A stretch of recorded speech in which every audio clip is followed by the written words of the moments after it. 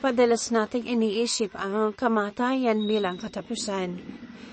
Ngunit ano nga ba ang nangyayari pagkatapos? Saan ba napupunta ang ating kaluluwa at espiritu? Ang mga katanungang ito ay nagpapahiwatig ng isang misteryo na sumasakalaw sa ating buhay at kamatayan. Ang Biblia, bagaman hindi nagbibigay ng malinaw na sagot, ay nag-aalok ng mga pahiwating masulyap sa isang realidad na lampas sa ating mortal na pangunawa. Sama-sama nating tuklasin ang mga sagradong teksto at tingnan kung ano ang kanilang sinasabi tungkol sa kinaroroonan ng ating kaluluwa at espiritu pagkamatay. Ang tanong kung saan ang kaluluwa at espiritu pagkamatay ay isa sa mga pinakamisteryosong tanong sa Biblia. Narito ang ilang mga ideya mula sa Biblia na maaaring makatulong sa atin na mas maintindihan. Una ay ang paraiso. Sinasabi sa Biblia na mayroong isang paraiso o hardin ng Eden kung saan nakatira ang mga banal na namatay. Ito'y makikita sa Lukas 23, versikulo 43. Ito'y isang lugar ng kapayapaan at kagalahan kung saan ang mga kaluluwa ay naghihintay sa pagbabalik ni Kristo. Pangalawa ay ang Hades. Ang Hades ay isang lugar na binabanggit sa Bagong Tipan na maaaring mailarawan bilang isang impyerno o isang lugar ng paghihirap para sa mga taong hindi nakapamuhay ng mabuting buhay. Ngunit mahalagang tandaan na ang Hades ay hindi ang huling hantuan at may pag-asa pa rin sa pagtubos sa pamamagitan ni Kristo. Ang konsepto ng Sheol sa Lumang Tipan, madalas manggitin ang Sheol bilang isang lugar kung saan napupunta mga kaluluwa pagkamatay. Ang Sheol ay hindi partikular na isang lugar ng parusa o gantimpala, kundi isang estado ng walang malay. Pangatlo ay ang pagtulog. Ang ilang mga bersikulo ay naglalarawan sa kamatayan bilang isang uri ng pagtulog na naghihintay sa pagkabuhay na muli. Ito ay nasa unang Tesalonica, Kapitulo 4, versikulo 13 hanggang 14. Sa ganitong pananaw, ang mga kaluluwa ay naghihintay sa pagdating ng Panginoon kung kailan sila magbubuhayin muli.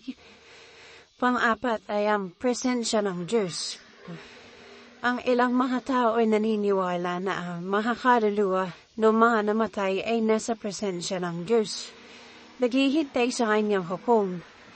Ito ay makikita sa 2 ng Korinto, versikulo 5, 8. Ang mga ito ay nasa isang espiritual na estado. Hindi na naghihirap o nagsasaya, ngunit nasa kapayapaan sa Diyos.